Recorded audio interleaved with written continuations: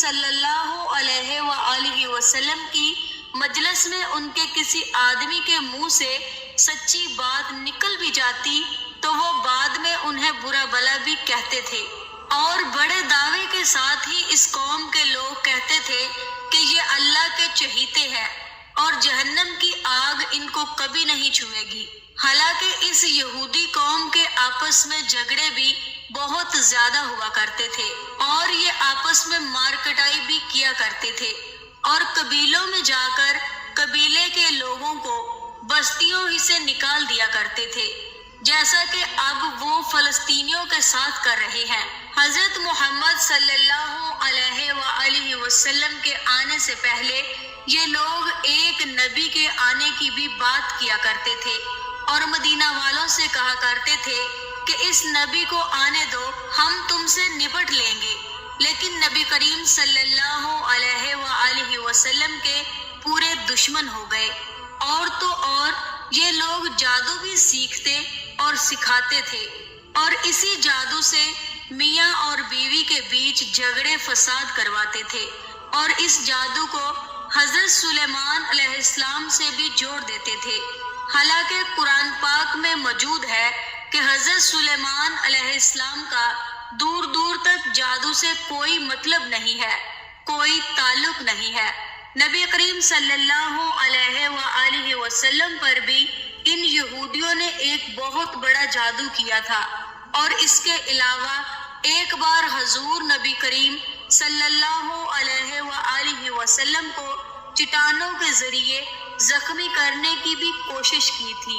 اور اللہ تعالیٰ کے پیغمبر حضرت سلیمان علیہ السلام کو بھی وہ نبی نہیں مانتے تھے،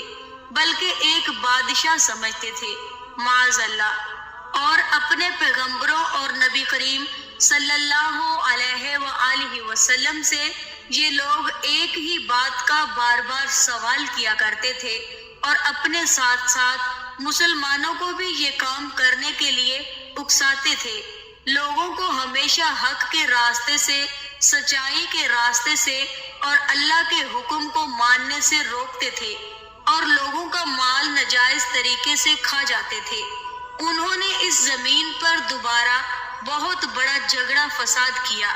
اور تو اور دوسروں کی بیویوں کو تانک جھانک کرتے تھے، اور ان سے خود اپنی آپ دیکھ رہے ہیں تانک یہ کون کرتے ہیں؟ نواجو شباجو آپ کے سامنے ہی ہے نا، دیکھا تانک۔ اور مولانا ساری زندگی بے نظیر کے اوپر انگلیاں اٹھاتا رہا، اور آج مریم کے ساتھ لگا پھرتا ہے، ایسا ہی ہے نا۔ یہ لوگ سوچا کریں کدھر کدھر اسلام کی باتیں، گہرائی والی باتیں ہیں، سوچیں کدھر کدھر بات جا رہی ہے۔ آپ کے اپنے کنٹری میں یہ یہودی ایجنٹ ہیں، ٹھیک ہے، جبکہ میرا سبجیکٹ جو میرا ٹائٹل ہے وہ بھی یہودی ایجنٹ ہے۔ تو آپ کو بتانے کا مقصد یہ ہے کہ آپ ذرا سوچیں کہ یہودی ایجنٹ ہے کون۔ تو یہودی ایجنٹ یہ لوگ، ان سے بچنا ہے آپ نے، ان لوگوں سے جتنا بچیں گے آپ کا فائدہ ہے، میرا خود اپنی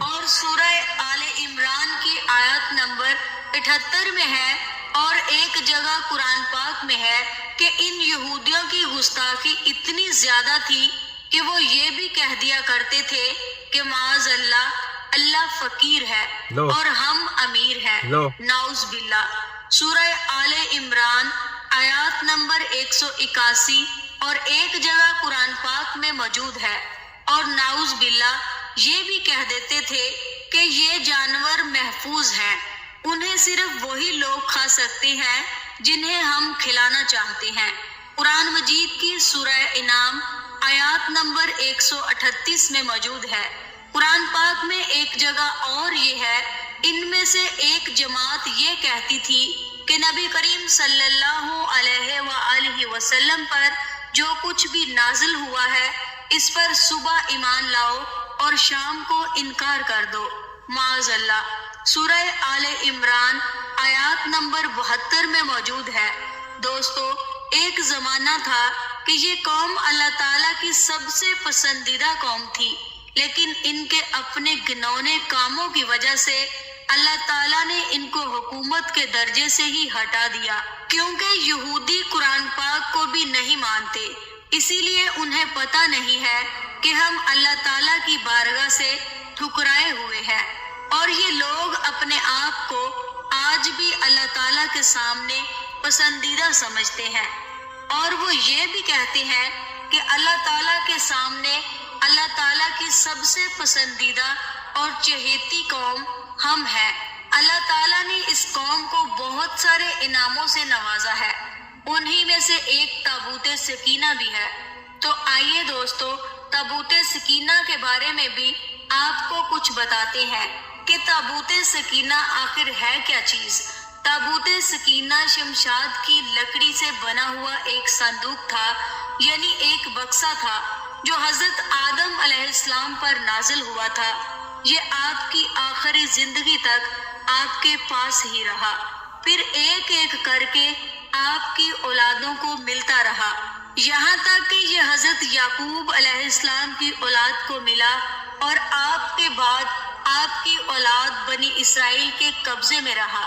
اس کے بعد جب حضرت موسیٰ علیہ السلام کو مل گیا تو آپ علیہ السلام اس میں تورات شریف اور اپنا خاص سامان رکھنے لگے۔